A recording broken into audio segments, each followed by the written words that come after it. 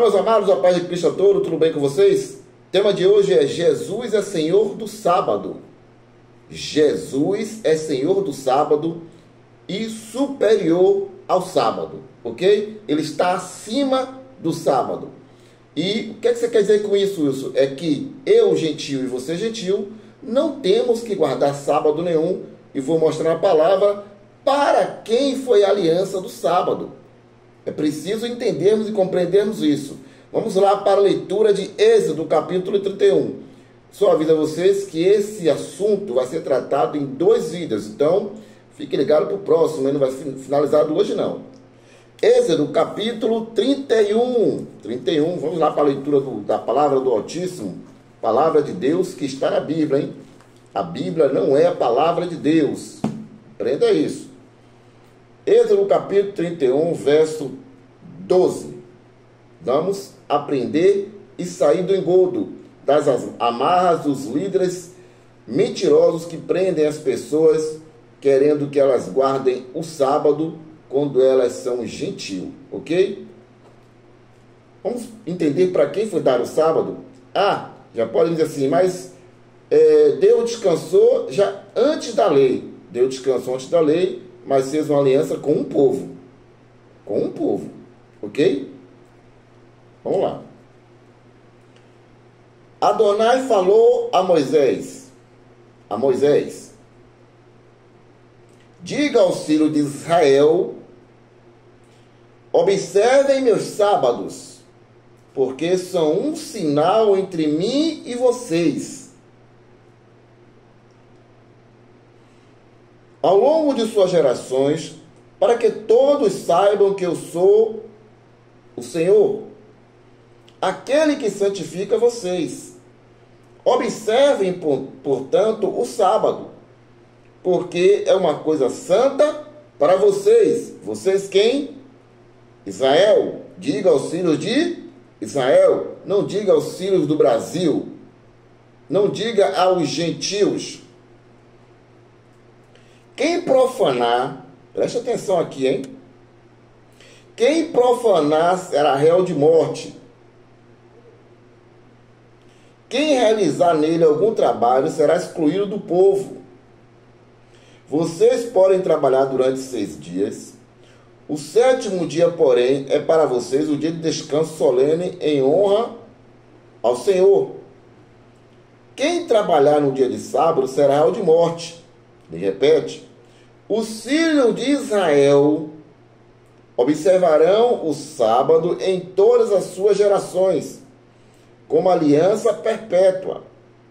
Será um sinal perpétuo entre mim e os filhos do Brasil.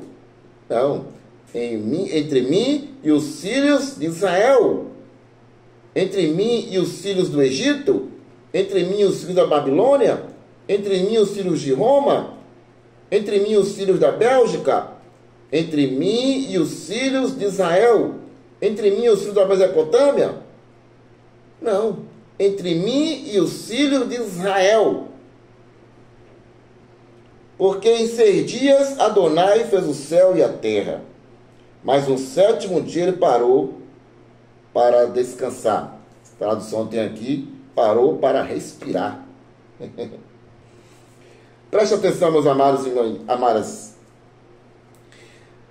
Deus fez os céus e a terra em 6 dias. No 7º, ele descansou. Ele parou as obras da sua mão.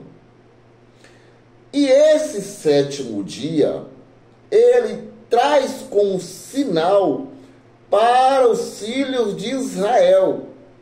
Você vai ler sempre os profetas, sempre a palavra, nunca direcionada aos gentios.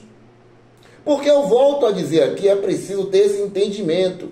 Quando é que você vai acordar para esse entendimento? Você que está me ouvindo agora e guarda o sábado e quer impor esse sábado a outra pessoa. Para um gentil, cumprir as leis de Israel, primeiro ele precisaria circuncidar-se. Só após a circuncisão é que esse gentil poderia observar as leis de Israel. Fora isso, nenhuma lei os gentios observavam. Eles podiam ser admiradores. É diferente. Eles podiam admirar aquele povo, a cultura daquele povo, mas praticar as leis de Israel, ele precisava primeiro ser circuncidado. E Paulo nos orienta que a circuncisão e a incircuncisão nada é mais. Nada é. Não há importância nenhuma nem na circuncisão, nem na incircuncisão. Ou seja, acabou. O pacto velho acabou. E eu digo aqui, repito sempre, que o escritor aos Hebreus fala claramente sobre isso. Mas eu quero ver agora, quando Jesus, vamos lá para a leitura no livro de Mateus. Podem, nos seus comentários, quando for fazerem, colocar a opinião de vocês, até mesmo você que está me ouvindo, que guarda o sábado, e acha que o sábado é para você, comente aqui o vídeo, viu? Fique à vontade, sempre de forma respeitosa. Mateus capítulo 12. Mateus capítulo 12. Vamos para a leitura da palavra do Altíssimo que está na Bíblia, ok? A partir do verso 9. Jesus saiu desse lugar e foi para a sinagoga deles. Havia aí um homem com uma das mãos paralisada. E para poderem acusar... quero ler primeiro aqui a partir do verso... Não, vou fazer diferente. Vou ler a partir do verso 1. Vamos lá. Vou pegar completo aqui, né? Naquele tempo, Jesus passou por um campo de trigo num dia de sábado. Seus discípulos ficaram com fome e começaram a apanhar espigas para comer. Vendo isso, os fariseus disseram: eis que os teus discípulos estão fazendo o que não é permitido fazer em dia de sábado. Olha a ignorância deles. Jesus perguntou aos fariseus: vocês nunca leram o que Davi e seus companheiros fizeram quando estavam sentindo fome? Como ele entrou na casa do Altíssimo e eles comeram os pães oferecidos ao Eterno? Ora, nem para Davi, nem para os que estavam com ele, era permitido comer os pães reservados apenas aos sacerdotes. Ou vocês não leram também na lei que em dia de sábado, no templo, os sacerdotes violam o sábado sem cometer falta? Pois eu digo a vocês, aqui está quem é maior do que o templo. Ei, Jesus, pegava pesado com eles, hein? Se vocês tivessem compreendido o que significa quero a misericórdia e não o sacrifício, vocês não teriam condenado estes homens que não estão em falta. Portanto, o Filho do Homem é Senhor do sábado. Vou beber uma aguinha aqui, dar continuidade.